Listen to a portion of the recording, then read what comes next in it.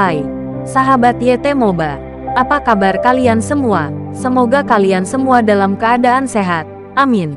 Sebelum melanjutkan ke ceritanya, jangan lupa tinggalkan like, komen, dan subscribe.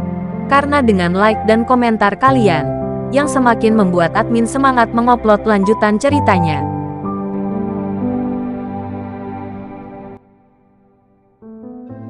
Episode 429. Kisah Ariel, anak bos besar yang berpura-pura culun.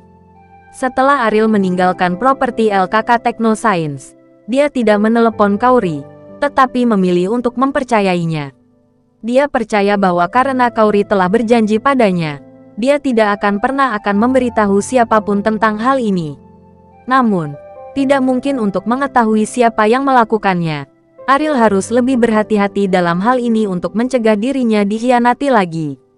Berkendara ke klub malam, Ariel melihat bahwa Bimo sebenarnya berlatih tinju menggunakan karung pasir. Mengapa paman setengah baya ini tiba-tiba menjadi rajin? Bimo, apa yang kamu lakukan? Ariel bertanya dengan bingung. Saya telah membuat diri saya lebih kuat sehingga saya tidak akan terancam. Kaki saya masih bisa digunakan selama beberapa dekade, kata Bimo. Ariel tersenyum tak berdaya.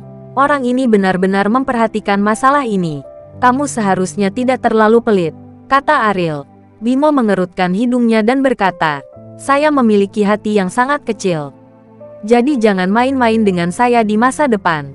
Kalau tidak, saya akan memberitahu Kauri bahwa kamu hidup dengan wanita cantik setiap hari.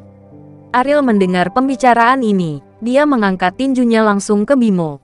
Jika Kauri tahu tentang ini, dia tidak tahu masalah apa yang akan terjadi. Bagaimanapun, dia dan Melissa adalah sahabat yang sangat baik. Kamu tahu betul bahwa tidak ada apa-apa antara aku dan Melissa. Jika kamu berbicara omong kosong seperti ini, aku tidak akan hanya merusak kakimu. Ariel mengancam. Bimo tampak seperti bajingan dan berkata, apa yang terjadi setelah kalian berdua menutup pintu? Bagaimana saya bisa tahu? Tetapi tidak mengherankan bahwa seorang pria dan seorang wanita bekerja bersama dalam amarah. Berhenti bicara omong kosong. Aku datang kepadamu, bukan untuk membicarakan ini, kata Ariel. Jika kamu ingin bertanya padaku tentang postur, aku menyarankan kamu untuk membeli beberapa sesuatu dan pulang, kata Bimo ringan. Ariel menarik napas dalam-dalam dan berkata kepada Elias, Elias, seseorang ingin dipukuli. Mengapa kamu tidak membantuku memberinya pelajaran? Elias meregangkan tubuhnya dan mengeluarkan suara gemericik. Dan Bimo segera memasang kuda-kuda. Dia harus serius. Dan berkata kepada Ariel, apakah ada sesuatu yang serius? Mari kita bicarakan dulu. Ariel memutar matanya. Orang ini tidak memiliki bisnis yang serius ketika dia adalah pemilik klub dan sekarang dia berada di wilayah klub Bandung. Orang terbesar, bahkan seperti bajingan kecil. Tampaknya tidak ada cara untuk menghilangkan citra ini dalam kehidupan. Mungkin ada variabel tentang desa, kata Ariel. Mendengar ini, ekspresi Bimo menjadi serius. Meskipun dia suka bercanda, dia menghadapi masalah serius. Benar-benar keras. Desa adalah tempat pertama yang Ariel ambil melawan grup Helen. Tidak ada kecelakaan dalam hal ini. Jika tidak, akan sulit bagi Ariel untuk berbalik melawan Helen. Ada apa? Tanya Bimo. Helen mungkin sudah tahu tentang rencanaku. Sangat mungkin dia berniat mengubah tanah di desa menjadi gurun, kata Ariel. Alis Bimo berkerut. Ariel ingin membeli semua desa di kota. Ini adalah investasi yang sangat besar. Jika desa kota benar-benar berubah menjadi gurun, bahkan sumber daya keuangan Ariel tidak mampu menanggung kerugian yang begitu besar. Sumber daya keuangan Ariel saat ini tidak tertahankan. Bagaimanapun, dia kembali ke Jakarta, dan ada bantuan dari Melissa. Tetapi desa bukan hanya masalah uang, tetapi LKK Technoscience di Bandung. Statusnya tercermin.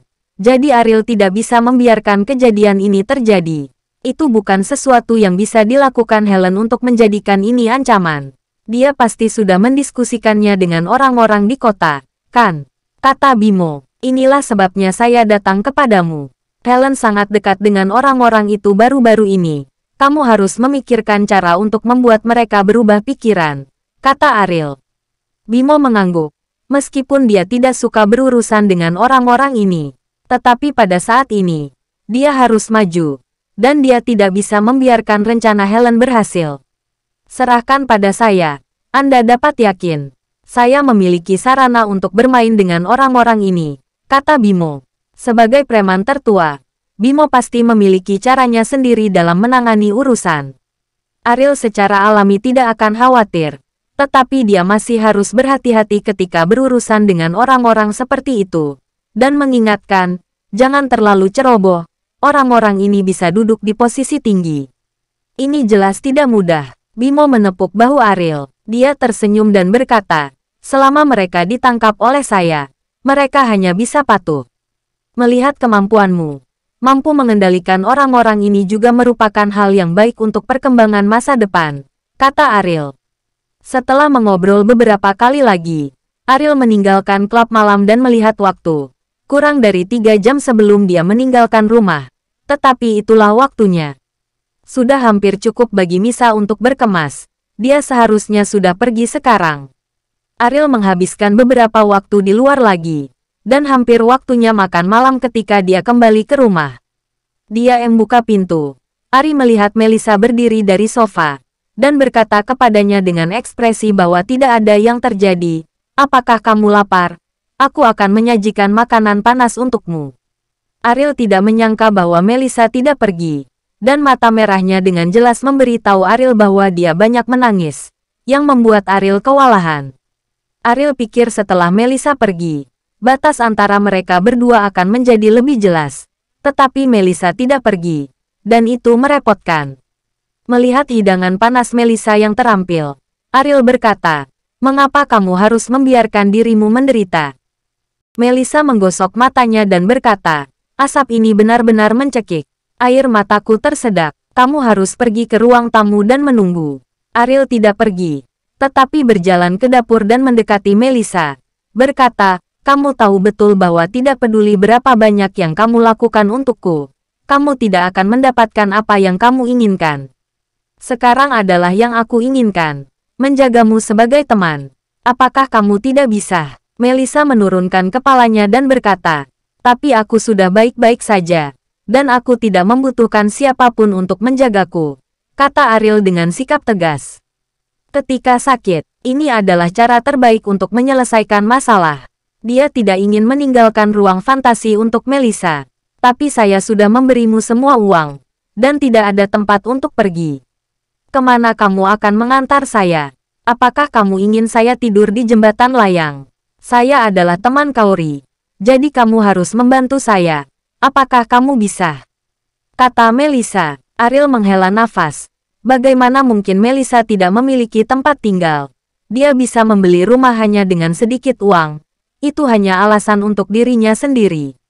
Bisakah kamu keluar dulu? Jangan ganggu aku. Melissa mendorong Ariel keluar dari dapur dan langsung menutup pintu. Ariel berjalan ke ruang tamu. Tempat sampah penuh dengan tisu. Mungkin semua digunakan oleh Melissa untuk menyeka air matanya, yang membuat hatinya semakin berat. Dia tidak pernah berpikir untuk mengkhianati Kaori. Tidak sebelumnya. Tidak sekarang. Juga tidak akan terjadi di masa depan. Artinya, dia ditakdirkan untuk hidup sesuai dengan hubungan. Setelah Melissa memasak makanan, keduanya duduk saling berhadapan di meja makan. Melissa menunduk dan merasa tidak nyaman. Dia takut Ariel akan menyebutkan masalah membiarkannya pergi lagi. Meskipun Ariel ingin mengatakannya, dia tidak bisa mengatakan apa-apa. Bagaimanapun, sikap Melissa sangat tegas, dan dia tidak tahan untuk menyakiti Melissa lagi dan lagi. Apakah makannya enak? Melissa bertanya pada Ariel. Hidangan hari ini sangat asin. Ini mungkin hidangan yang dibuat dalam suasana hati yang berbeda. Dan rasanya akan berbeda. Sebenarnya, kamu tidak perlu terlalu menyusahkan diri sendiri. Kamu keluarga kaya, kata Ariel. Melissa juga berpikir begitu. Dan belum lagi identitasnya sebagai anak pertama dari keluarganya. Kecantikannya yang sederhana sudah cukup untuk membuatnya menemukan pria yang sangat mencintainya. Tapi dalam masalah Ariel, Melissa merasa bahwa dia terobsesi secara misterius. Awalnya, dia hanya ingin menggunakan Ariel, tapi kemudian dia diam-diam mencintai Ariel. Bahkan dia sendiri tidak bisa menjelaskan ini, Perubahan kapan itu dimulai? Dan ketika Ariel memintanya untuk pergi hari ini dan merasakan sakit hati, dia tidak tahu bahwa dia tidak bisa lagi menyerah. Saya hanya melakukan apa yang ingin saya lakukan, kata Melissa ringan. Bersambung.